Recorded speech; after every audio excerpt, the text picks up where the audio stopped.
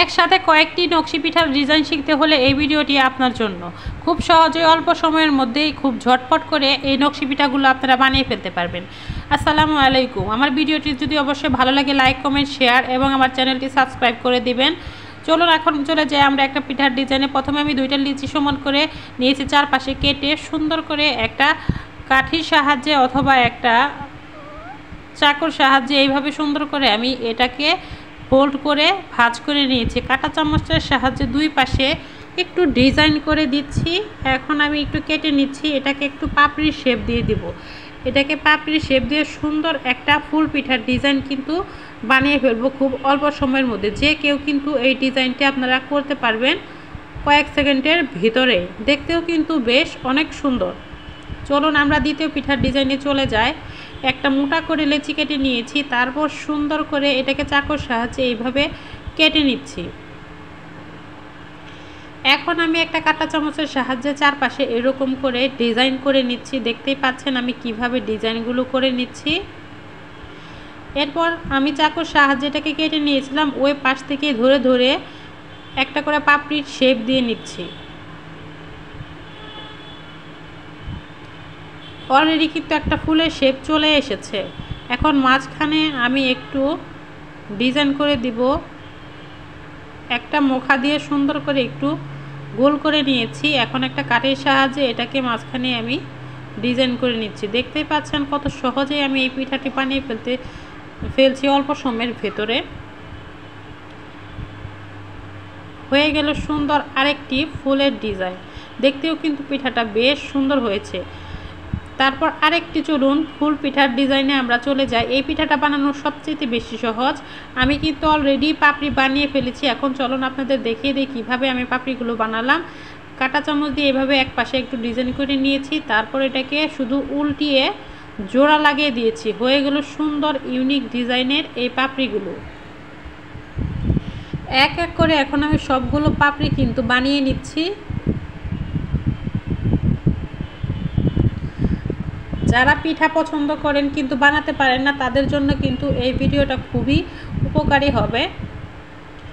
এখন আমি এক এক করে সব পাপড়িগুলো কিন্তু অলরেডি বানিয়ে ফেলছি। এখন এগুলোকে আমি জোড়া লাগিয়ে দিব।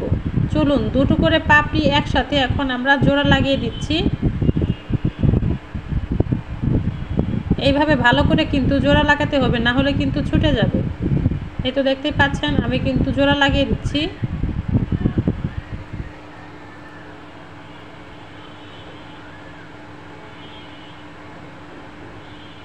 আমার জোড়া লাগানো কিন্তু হয়ে গেছে। এখন দুটা কাঠির সাহায্যে বা চামচের সাহায্যে এই পাপড়িগুলোকে জোড়া লাগিয়ে দিব। দেখেন কত সুন্দর একটা পিঠা কিন্তু অলরেডি হয়ে গেছে। মাঝখানে আপনারা যে কোনো কালারের একটা ডো দিয়ে দিবেন গোল করে বা অন্য শেপের। আমি দেখার সুন্দর যে একটা দিয়ে দিয়েছি, তেঁতুলের বিচি দিয়ে দিয়েছি, দেখতে যাতে সুন্দর লাগে। চলুন আরেকটা নকশি পিঠার ডিজাইনে চলে যায়। এটা বানানোর সবচেয়ে সহজ একটা নকশি পিঠা।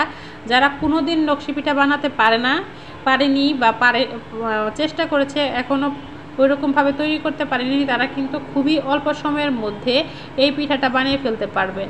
শুধু একটা কলমের ক্যাপ দিয়ে এরকম চারপাশে রাউন্ড করে নিচ্ছি। আর দাগ কাটা কিন্তু কম বেশি আমরা সকলেই পারি।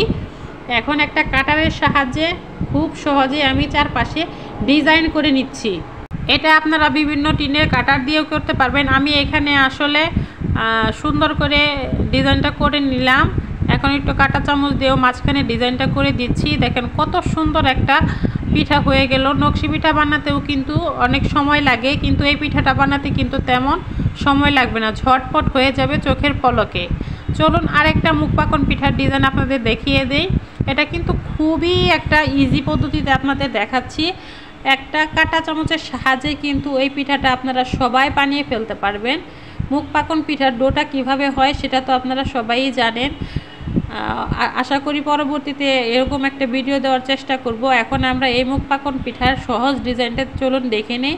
দেখেন আমি কাঁটা চামচের সাহায্যে কিন্তু পুরোটা পিঠার ডিজাইন করে নিচ্ছি।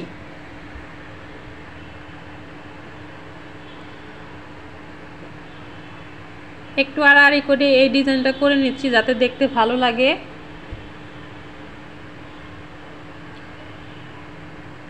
পিঠা কিন্তু প্রায় শেষের দিকে হয়ে এসে এখন আমি একটু চাকুর সাহায্যে কেটে নিচ্ছি। এটাকে একটু পাপড়ি শেপ দেওয়ার চেষ্টা করতেছি। দেখতেই পাচ্ছেন কিভাবে আমি এটাকে শেপ করে নিচ্ছি।